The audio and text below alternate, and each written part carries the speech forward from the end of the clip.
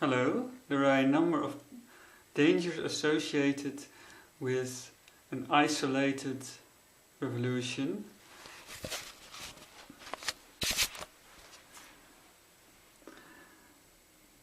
If we gain the control over the parliament, then we can engage in policies which are a threat to the ruling class. They can then react in several ways, which are enumerated here. The first is, of course, the imperial war threat. For example, if a nation were to be taken over by our attempt, by the truth, then they could call a nearby capitalist empire, and that would have an interest in conquering the nation and putting that nation back under the power of that ruling class. It's a traditional system for the ruling classes to control the people. It happens a lot. Quite likely the whole Hitler affair in Germany was a contra-revolutionary war, and eventually who landed back in power? So that's the imperial war threat. Then we have obviously the threat from the internal reactionaries, who can launch all kinds of oppressive policies, activities, destroy the freedom of press, speech, assembly, political organization, still police state things, and etc. etc. So that's all very crude. Everybody can clearly understand the above two. But now the economic war of the warfare by the ruling class is much more sophisticated and hard to see. For example, if you are a nation and you are exporting a lot of goods, as most of them currently do, and importing, exporting, then if we are one nation and the rest of the world continues to be controlled by their ruling classes, then these ruling classes can easily stop the import-export industry. That way they can blame the revolution for a worsening of the economics, while it is really them stopping the trade. And then they hope, of course, that enough people will blame the revolution, which is probably what usually happens because nobody understands it. Then there is the destruction of internal industry by the capitalist bosses themselves, right here. So they liquidate factories, they set up. It matters a little bit how long-lasting the revolutionary pressure is, because if the revolutionary pressure is only until the next elections, they do not have enough time to really make the economy very bad. But if the revolutionary pressure would continue for 15-20 years, they would have time to do a great amount of damage to that economy.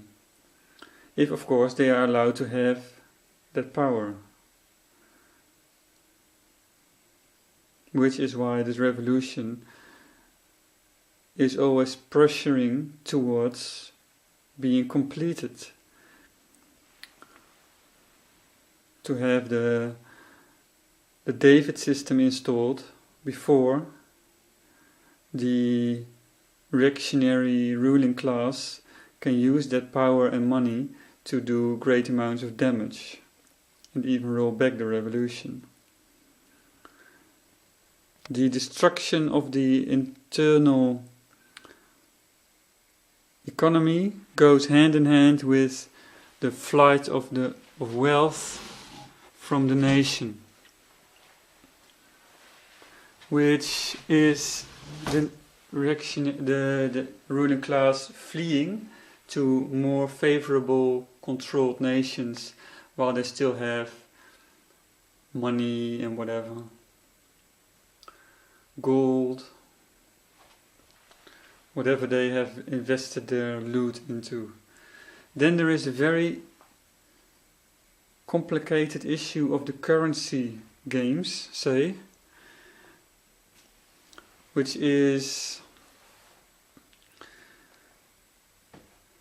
for example, many rich people in a nation hold much of that currency, and they could dump that currency for another currency, making the local economy of the would-be revolutionary nation worth a lot less. They could manipulate foreign currency markets.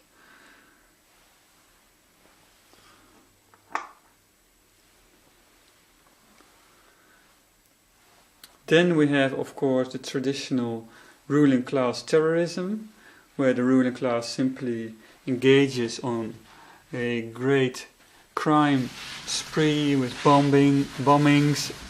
Sorry, a little bit crude here. Ruling class terrorism, well. So what are we going to do about these threats? Besides, well, we of course should push through the revolution, and a major point is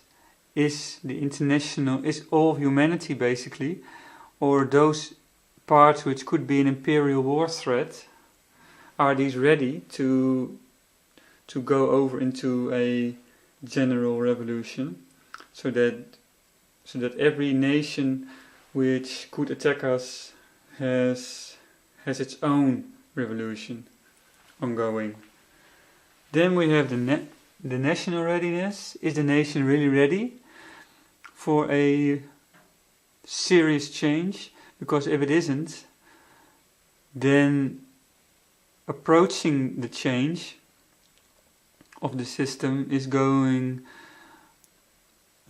likely going to cause the ruling class, who can maintain a lot of power, because if a nation is not ready, they will maintain a lot of power and then they can do a lot of bad things. What is very hard in this system is that if you are a political party and you have the power, the official power in a nation, then you would, for example, want to democratize the companies. Well, that sounds like you have the right to do that, and you do. However, the ruling class will probably react with these measures. And therefore, if you cannot win here from these measures, then you have to think really very hard before you're going into political decisions which would